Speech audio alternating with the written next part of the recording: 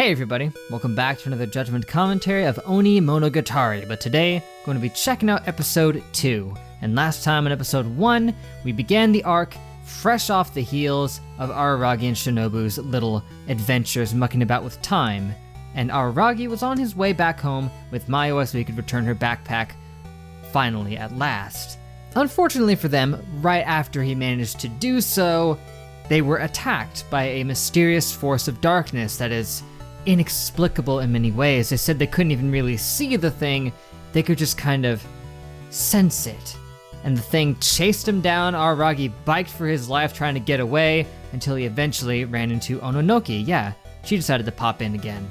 Of course, timeline-wise, this is only a day after she had her discussion with Araragi back in Kabuki Monogatari, but she decided to help him out. She grabbed him, jumped up really high so that they could escape, because apparently that thing can't move on the Z coordinate through space. It can only go X and Y. Almost as if the being itself happens to be two-dimensional. So we don't really know much about this mysterious force of darkness, but it's something bad apparently. Shinobu described it as saying that it swallowed her up at some point in the past. I believe she even said 400 years ago, when she had first come to Japan and had that one minion who took his own life. You remember that period of time, right? That thing was apparently involved. Now, we don't know what drew it to Shinobu or what's drawing it to Araragi and Mayoa now, but it's just a mystery, I suppose, for the time being. Now, in terms of other things that I can note about the last episode was the intro. The intro was very different from any ones that I'd already seen. I already noticed that it was weird and very unique compared to the other ones, and it turns out that the reason it was so different was because Shinobu was not the one singing the opening, which is strange because in all the other openings, the main, girl who the arc would be focusing on would be the one singing the song, but she wasn't. And the reason for that is because apparently Shinobu's voice actress happens to have a very successful musical career outside of voice acting, and she didn't want to get the two mixed in with one another. Which is reasonable. I get it, she just wants to keep them distinct, and that's fair, but it did result in one of the most unique intros that we've gotten yet, with a lot of English words being spoken in it. But besides that, I gotta cover one scene in particular. It happened during the post-credits, and that's the kiss between Araragi and Shinobu. That scene was contentious, to say the least. It sparked a bit of debate in the comments of the last video on Patreon.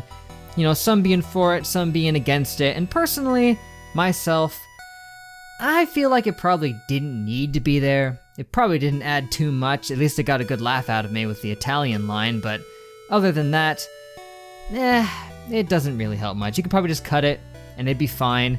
The first kiss with Ononoki, that one made sense, but they probably could have done without him kissing Shinobu as well, even if admittedly, some people had a lot of good points for why it does make sense within context, but it's not too important. But I would venture to say that that's enough chit-chat, because now, it's Shinobu time. Like I said during the credits, this was a fascinating episode, because it was just exposition. Story time with Shinobu.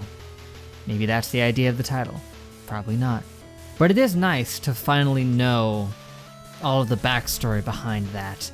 What events led to her having her first minion, and why he really did kill himself like that.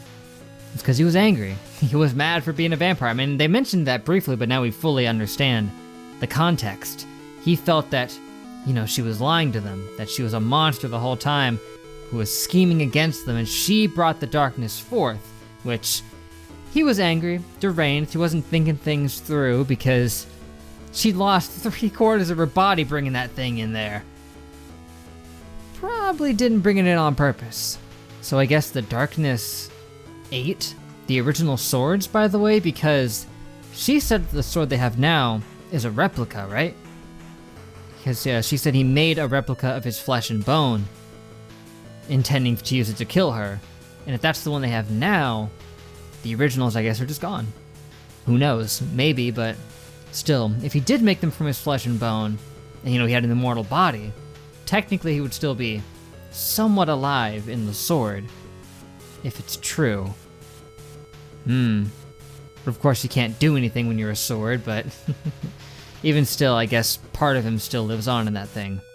But yeah, that's an interesting thing that they brought up conceptually, that because she went to Antarctica, and there's nobody sapient there who believes in her and recognizes her vampiric omnipotence, she started to weaken. There wasn't anyone around who believed in her power, so she started to lose said power. And then when she went over to Japan, she wasn't going to get that power back because the people there didn't think she was a vampire. They thought she was a god.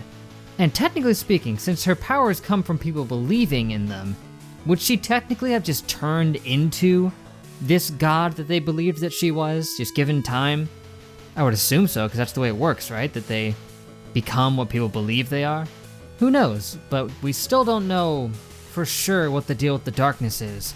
There does seem to be a common thread in that both now and 400 years ago, Shinobu has been in one place for a very long time. She said she was there near those villages and settlements and whatnot for nearly a year or so, right? And then people started to disappear.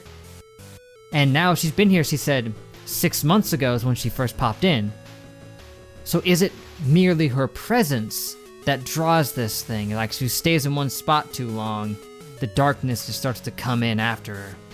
Well, not necessarily after her, because it got everybody else before it got her, so... The nature of that thing and what it's really about is still unknown, but it seems to me that the common thread is that it's because she's been in one spot too long. Maybe. There is a lot of maybes here. Gotta say though, Shinobu is a very good storyteller. I was engaged in that the whole freaking time, just chilling back and listening in. It was fascinating, interesting, very good stuff indeed. But where do we go from here? Now that we know the story of when the darkness showed up 400 years ago, maybe now they can finally make some plans on what to do about it, because apparently she said the darkness never chased after her, right? She just jumped away and it never followed her, so... And we don't know if it ever popped up anywhere else after that. I guess if she just left, then maybe things would be fine. Although this does present the problem. When that thing showed up the first time, it consumed everybody. It consumed everyone who had heard of her. Which, by the way, she said it probably wasn't targeting Araragi and Mayoi, but maybe it was, because before it only 8 people who knew about her, and they know about her. But fortunately for most of the town, I don't know how many people here are aware of her. I'm not sure how much her legend has spread to this area, but if there's anybody in town who does know she exists, well, they're screwed. Anyway, I think that's all I have to say on the matter, so for now, it's gonna be it. Thank you guys for watching. Make sure to like and comment if you enjoyed. Subscribe to be updated on more. That would be great. Next time, episode 3, the penultimate chapter for Onimonogatari. I guess they're gonna have to, like I said, figure out what to do about the darkness. Now that we know the story, what matters now is figuring out what it's doing here in the present. I guess we'll have to wait and see about that, but for now, I really like this episode. They took an exposition drop as massive as this and made it engaging and interesting. They did a really good job of that.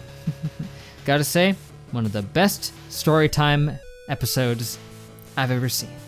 But before I keep rambling on, that's it. Till we meet again, guys, I will see you guys later.